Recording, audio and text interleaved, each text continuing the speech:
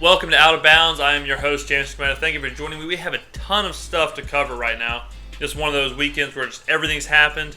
And so we're starting the week strong. Got a ton of content. We're going to jump into some Saints 2015 preview action. That's the first thing we're going to tackle. No pun intended. Then, of course, we hit the MLS Minute, the world famous. And we're going to finish it with the first AP Top 25 poll for college football. They released it about 10 minutes before we did the show, so you got to throw that in there. And so let's jump into this. We got a lot of stuff to cover in a short period of time. Hopefully I can stay on track. Hopefully the time stays manageable and we can knock this thing out. So let's get straight into it. Saints preview. They've played 2 games, 2 preseason games. All right, I've watched maybe 8 minutes combined because preseason's preseason, and I don't put a lot of stock into it. But the Saints are coming off of the worst year since Peyton and Brees have been there. I don't think it's even really arguable. Record-wise, 7-9 it ties for the worst they've done. But the 5 home losses, that, to me, pushes them over the edge. And they were terrible last year in a terrible NFC South. And the main question is surrounding the quarterback, surrounding number 9. What does Brees have left in the tank? Is he still an elite top option at quarterback? And what is the window? What is the Saints' outlook for the rest of not just this season, but the rest of the Brees era? Because after he's gone, there's some serious rebuilding going to happen. But before we do all that, before we talk about the Saints, let me go ahead and give you kind of my life with the Saints, my relationship, if you will. I live, the media mecca, the studio is in my hometown where I live, in Biloxi, Mississippi, about an hour outside of New Orleans, a little over an hour and change. And so I grew up a Saints fan. My dad wasn't, most people get their sports allegiances from their father. And my dad wasn't really a fan of one team. He really wasn't that big of a sports fan. He did a lot of sports gambling, and that's where we kind of watched sports. So it wasn't so much a certain team. We didn't root for a playoff run. We rooted for over-unders and point spreads. My grandfather was a huge sports fan, and that's who I watched. That's who I really learned sports with. And he rooted for the Saints, he rooted for the Braves, he rooted for local teams, and so we rooted for the Saints, and we were Saints fans. We watched every Saints game, and it was rooted for the Saints. Well, in that same time frame, the Saints were awful. The Saints were literally the worst team ever. They were never the worst team enough to get like the first overall pick. They were just awful, terrible to watch, no fun to watch. And they got Aaron Brooks and Jim Haslett and that whole era.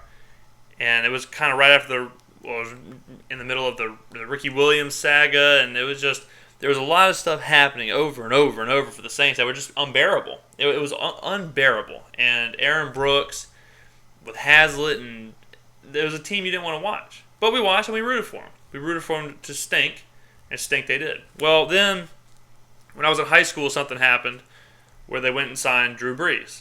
They brought Drew Brees over. And at the time, Brees was kind of getting pushed out of San Diego. No one really knew he screwed up his arm, and you didn't know what he had left. Some people were saying he'd never throw again. Some people were saying he'd be like Chad Pennington. San Diego basically forced him out of town for Phillip Rivers. So, no one was really that excited. Some huge insiders were like, yeah, Drew Brees will do it. He's the man. Well, then the Saints started winning. They started winning a lot. And they started really challenging. Then all of a sudden you had nothing but bandwagon Saints fans. And nothing is worse, man. Nothing is worse than bandwagon fans. And I'm not saying everyone's a bandwagon fan. If you're watching this, I'm not saying you are, but there was a ton of them. And Facebook, during Saints games, Facebook was just unbearable. It was miserable. And it was nothing but hoot-ats and nothing but people who'd never gone to a Saints game and didn't know who Aaron Brooks was. And I kind of became a hipster. I kind of became it's not cool to like the Saints because they're good. So I rejected them. All through them winning and the Super Bowl, I was just rejecting them. I was rooting against them. I was bashing all the Saints bandwagon fans. I was totally anti-Saints. Very aggressive. And I let people know. And a lot of people, probably remember that. Then, after the Super Bowl, after all that stuff, I started going to a lot more Saints games. Me and my friends kind of got older. We got to where we could afford tickets, got to where we could afford hotel rooms, so we started going. So we probably went to 2 games a season, something like that. And I started being in the Dome more and being around Champion Square and kind of just being. I was there for when Brees broke Marino's record. I was there for I was there for a few Falcons games, big rivalries. I was there for tons of sold out Dome games when the Dome was really rocking. And it kind of swayed me back because the Saints weren't as good. They weren't Super Bowl champs. The bandwagon kind of died off. The true fans remained, pretty much. And so I aligned myself back with the Saints. And since then, since the night Brees broke the record, that's really when it changed for me. Since the night Brees broke the record, I've slowly went back towards being a Saints fan. And I would consider myself a Saints fan. I would consider myself a guy who roots for the Saints, and I haven't missed a Saints game in years. Whether I was a fan or not, I've watched them all. So I would say I'm full circle now. I'm back to being a Saints fan. I'm not going to sit here and say I'm a diehard. I don't have a fleur-de-lis tattoo, but I am a Saints fan. So when I use the terms like we and stuff like that, that's why. And so now you know my relationship with the Saints. Swiped right, then swiped left, now I swiped right again. So we're back. We're back in good graces. Here's the deal, man. I'm going to shoot straight with you guys. I'm going to shoot straight with everyone that watches Out of Bounds. The Saints Super Bowl window is closed. It is. It's closed. It's done. The Drew Brees, Sean Payton, that experiment, it worked. We got a Super Bowl win, a lot of playoff appearances. It's over. We don't have the talent to compete with the giants of the NFC, much less the Patriots and teams like that. The good thing, there is good news, is that we're not going to be as bad as we were last year. Last year, a lot of stuff happened. Last year was our last push, if you look at it financially. We overpaid Jimmy Graham, which I was very vocal against. We brought in a bunch of defensive players, Jarius Byrd and whatnot, and we gave one more shot. We said, here's, Jimmy.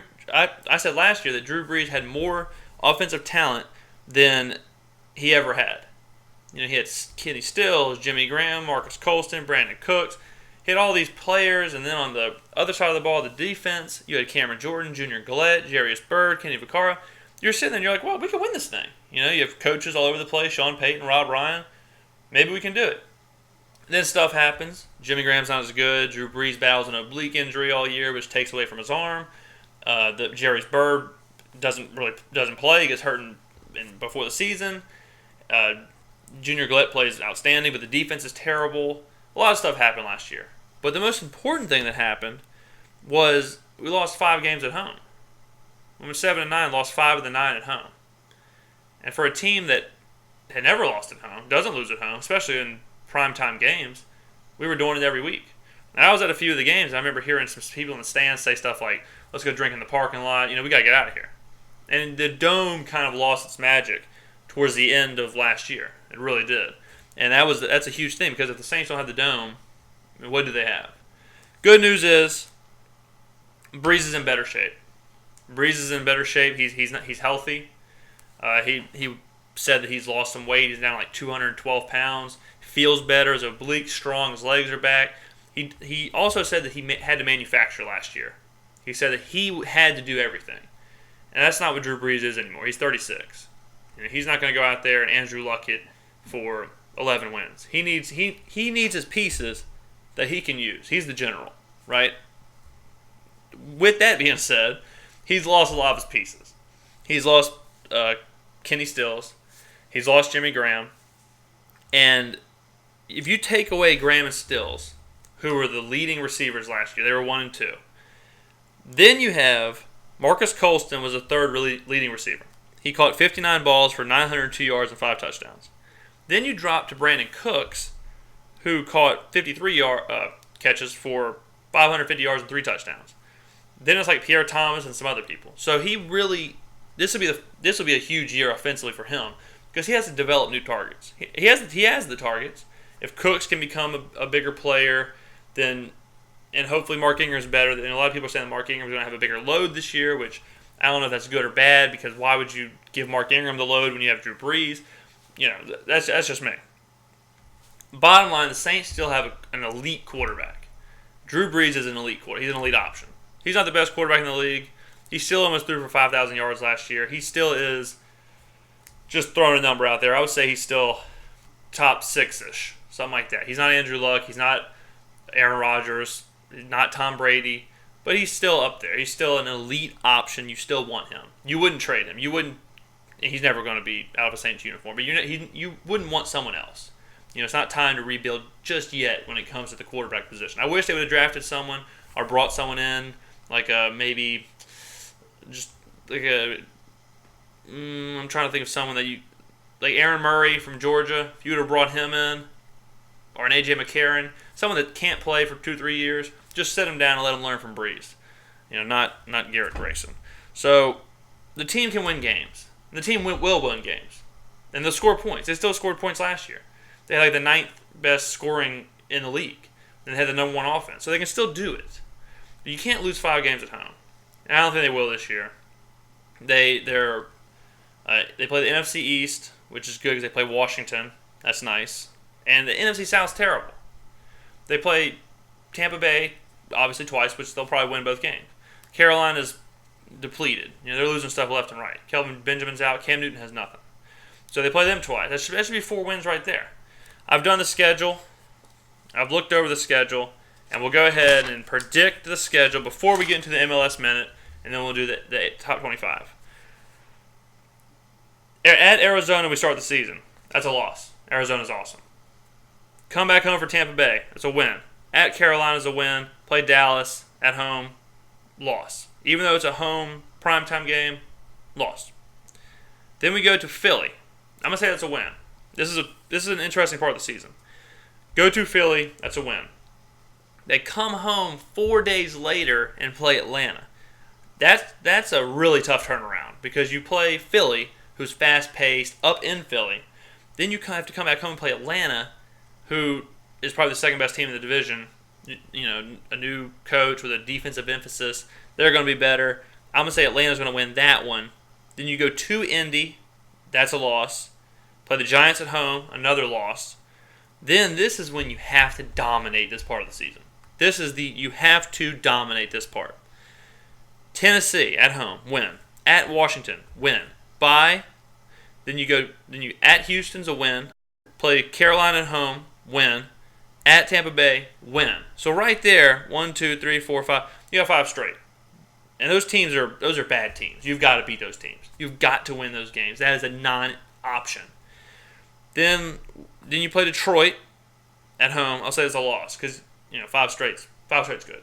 Then you finish off with Jacksonville, win, and you go to Atlanta. Usually the way Atlanta and New Orleans works, they split. One will win, one will win the other one. And for some reason, we've tended to do it at each other's places. So I'm going to say that's a win. So overall, the whole thing, I got going 10-6. You can't argue at 10-6. Nobody would argue at 10-6. And I think they're going to win the division. So you got 10-6 and a division win. This is what the Saints are going to be like for the rest of Drew Brees' era. They're going to be a division winner. They're going to be a 10-win, 9-win team that's good enough to compete, but nowhere near Seattle and Green Bay and teams like that. So the Super Bowl window might be closed, but the era of winning, putting up points, being fun to watch, competing, and this isn't to say that they won't upset some of these teams. They might upset Dallas in the Dome on a prime time. I could see that happening. And then all of a sudden you're 11-5 and you're fighting for a bye. You're all of a sudden a contender. 10 wins is nothing to scoff at. 10 wins in a division title, another banner. Drew Brees throwing for 5,000 more yards with 30 touchdowns. Hell yeah, let's do it. But there's a lot of stuff that relies on.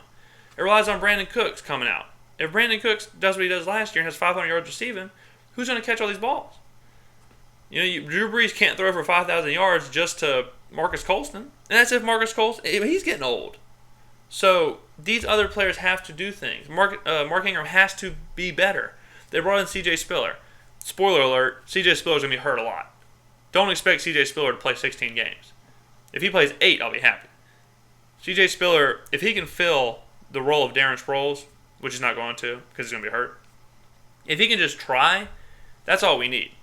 They don't need C.J. Spiller to be the best running back in the league.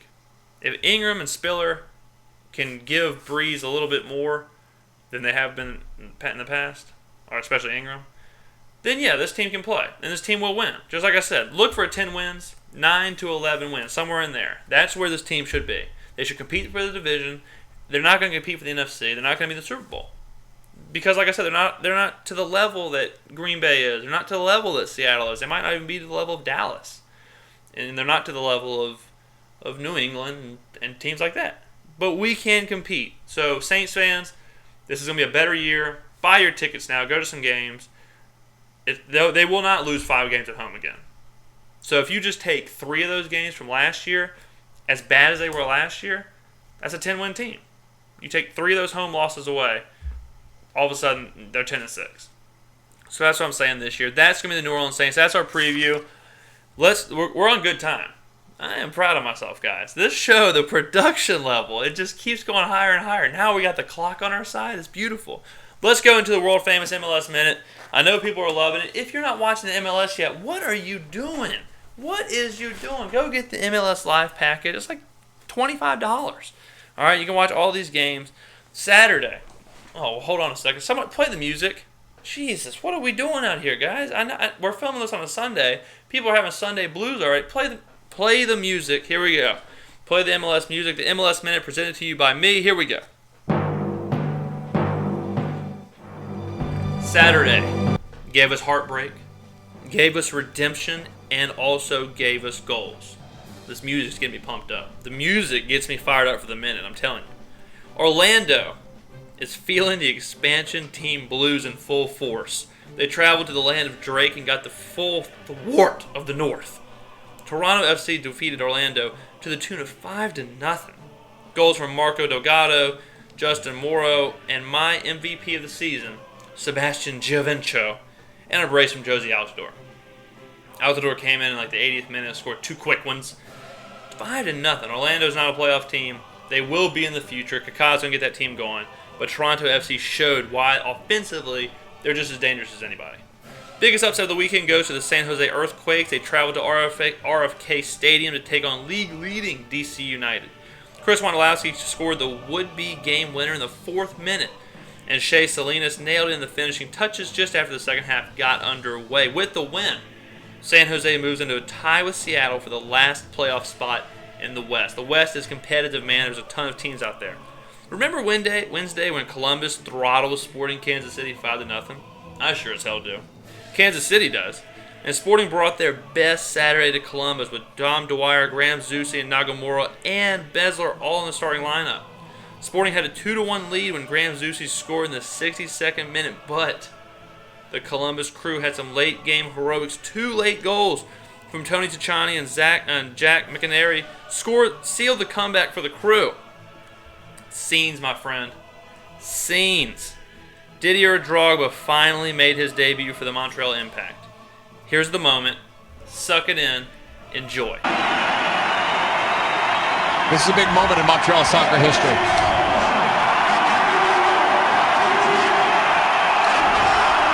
Unfortunately, Sebastien Letou, a little bit of that French minor coming out at me, he ruined the debut with a 78th minute goal. Sacre bleu!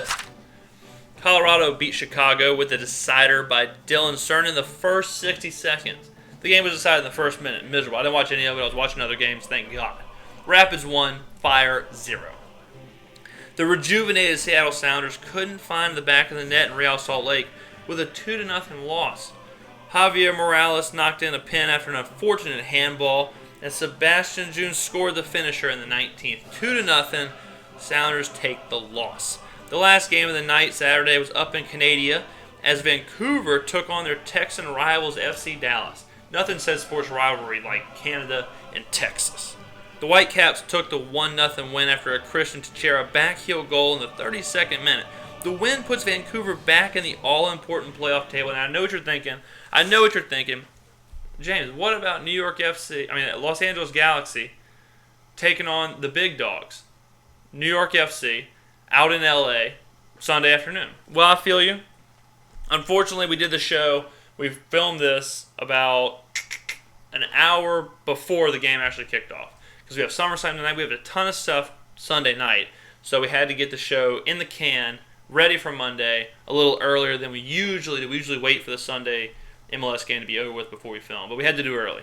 So unfortunately, no NYFC LA recap. The game is going to be fantastic. I cannot wait for it. I'll be watching every single second of it. Now, let's finish up here. We're still in decent time. Let's finish up with the top 25 in college football. The AP poll has been released. Guys, this is it. Here it is. Unanimous vote, unanimous number one. All 61 first-place votes went to The Ohio State University.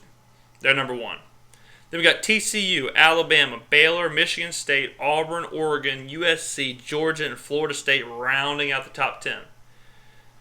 Then we go Notre Dame, Clemson, UCLA, LSU, Arizona State, Georgia Tech, Ole Miss at 17, Arkansas, Oklahoma, Wisconsin, Stanford, Arizona, Boise State, Missouri, and number 25, Tennessee. Mississippi State was number 26. They got 100 votes. Tennessee had 114. So Tennessee and Mississippi State were real close. My initial thoughts, just looking at this really means almost nothing. So much stuff's going to happen. But I'll break it down kind of just initially for you guys out there, for the lads. Ohio State's going to win the national championship. They're the best team. They might be the best college football team we've seen entering a season since the Matt Leinart days at USC. This team is unbelievable. The fact that they have Braxton Miller as wide receiver, that Cardell Jones, Braxton Miller, and JT Barrett are like three of the top 5 quarterbacks in the nation. They're on one team. Braxton Miller, what they can do offensively is just outrageous. Ohio State's the number one team in the nation. They'll probably beat every single team by 10 points this year at least. They're going to blow through the Big Ten, and they'll be in the playoffs. And they're going to blow through the playoffs. They'll win your national championship. They'll go back-to-back. Write it down. Shout out Drake. R.I.P. Meek Mill. But that's just how it's going to be. I'm here to shoot straight with you guys. I'm not trying to pull your leg. Why would I do that to y'all? Why would I pull y'all's leg? Ohio State's the best team in the nation, but TCU is not far off. TCU is a strong number 2. They deserve to be 2. I think those two are kind of Ohio State's the number 1 tier. There's no one near them. Then TCU is a tier. I think TCU is awesome. They're going to score so many points. Their team, what they did to Ole Miss last year was brutal. You should have had to be 18 or older to watch the game. Bo Wallace, I don't think he's got up yet. I think he's still laying on the field. So those two are fine. Bama at 3 worries me. Bama, you can't keep giving Bama passes. I'm done with giving them passes, personally. You can't keep going into seasons without quarterbacks. Blake Sims last year, joke city. The fact they got to the playoffs is crazy. Probably Coker this year. Do I think Coker can lead them to the playoffs? 'Cause that's what this is telling me, that they'll be in the playoffs. Do I think Coker's got them there? No. And they'd be playing TCU in this format. And I think TCU would beat the holy hell out of them. So I don't know about that. Baylor at 4. Whatever. It's one of those, seeing 2 Big 12 teams in there, I don't know. Baylor's got a lot of shuffling doors with Bryce Petty leaving, and so I don't know how I feel about that either. Michigan State at 5, I'm fine with that. Michigan State's a good squad. Auburn at 6, I think Auburn's going to be the SEC team that goes in to the playoffs. If there's only one, it'll be Auburn. I think Auburn's going to be better than Bama this year, so I might put Auburn at 3 and Bama at 6. This is all initial. I've just looked at this. Let's see. Then we got a bunch of Pac-12 teams with Oregon and USC. Everybody's hot to trot on USC. They got like half a team. They're just barely getting their scholarships back. Yeah, I'm not ready to crown them the 8th best team in the nation. They barely have enough players. They have an incredible starting lineup, but once they get into their backups, their depth isn't there yet because they're still reeling from the scholarship penalty. Georgia at 9. Spoiler alert, Georgia's going to crumble. That's what Georgia does. Georgia gets ranked high. They play well, go 3-0 or something, and then they just crumble, somehow win the East because the East is pathetic. But Georgia's not the ninth best team in the nation. Florida State will be better than 10. Having Everett Golson, I don't know what everyone's forgot. Everett Golson can play the game. Notre Dame for the first half of last season was a top 10 team. You give him Florida State's talent, I'm not saying that Notre Dame's not talented, but you give him Florida State's team, they're going to be in that They're going to be in that 8 to 4 range. They might sneak into the playoffs if Golson plays. if he can figure it out and he plays as good as he did at Notre Dame, then Florida State will be above Georgia and USC and maybe even Michigan State. I'm going down some more here. SEC team 14, LSU. It's about right. LSU, I mean, Leonard Fournette's the best player on the team. If he was only a quarterback, if they only had someone of that caliber at quarterback, because they don't have a quarterback. That's what the SEC. What are you doing? Get a quarterback. Go get a quarterback, and you might jump a little bit here. You might not be 14, you might be 7. What are y'all doing out there? Arizona State, no idea. Georgia Tech had a great season last year. Went 11-3, beat Mississippi State like a drum in the bowl game. Ole Miss at 17. They have the talent to be a top 10 team. All relies on Chad Kelly. I've already went over that. I love the kid. I do. I love him like a son. Then we got Arkansas. I don't know. I hate Brett Bielema. He wears too much white. How can you wear that much white and be? I don't trust any man that wears white jumpsuits, like all white track jumpsuits. I don't trust them. I just don't. I always forget to take off the scarf after the MLS Minute. I always forget to do it. Oklahoma's gonna be better. Oklahoma, that's the sneak team. I'm gonna circle that. I'm gonna click the pin, and I'm gonna circle Oklahoma. Stoops has got them figured out down there, man. They smack people around. They might not be up to snuff with TCU. They could be better than Baylor. I got push Oklahoma up a little bit. Get them around 12. Wisconsin, Stanford, Arizona, Boise State, Missouri. I don't know. I don't know about those teams. I don't know. That's about right, I guess. Then we got Tennessee at 25. I know a bunch of people in Knoxville, a bunch of people in the sports media, and they're all telling me this is the year for Tennessee. They're all telling me that this is a 9-win team. If Josh Dobbs is as good as they say he is, and it probably is. They brought in a lot of recruits. Bush Jones has it figured out. I think it's his third year up there. Tennessee could turn it around. They don't have Jonathan Crompton, which is better for everybody. So Tennessee could get it figured out. And the further away you get from Jonathan Crompton, the more success you'll have. So that's Tennessee. Tip your cap to that. And then 26, Mississippi State. They'll end up being in the top 25. I'm kind of surprised they're not in the top 25. Dak Prescott's kind of one of those Heisman dark horses, and usually the media plays that up a little bit. I figured them to be kind of in that 22 area, kind of where Arizona is. Like I think State's probably better than Arizona, but time will tell. I think State will be all right. I think they'll end up in the top 25. This will all change, obviously. When Auburn won the national championship, I don't think they were ranked in the preseason top 25. So take it with a grain of salt. But this is the last step to college football. The polls are out. We'll do a full college preview, I promise. And we'll kind of get you ready as September 5th rolls around. I will be in Hattiesburg for the state Southern Miss game on opening day. So hit your boy up if you're up there. Bring me something that you want me to autograph. Bring me babies or newspapers or whatever you want. I'll bring the Sharpies. Don't spend your money on Sharpies. I've got that. I've got you. Thank you again for watching Out of Bounds or listening. If you just don't want to see the face, it's looking rough. I got a beard going. I just got overwhelmed this weekend. I wanted to be pretty for y'all. Maybe I need to start doing this in a suit. Maybe that's the thing. I need to start doing this in a suit or something. But thank you again, guys. I am James Skrmetta, and this has been another very successful episode of Out of Bounds. Have a great week.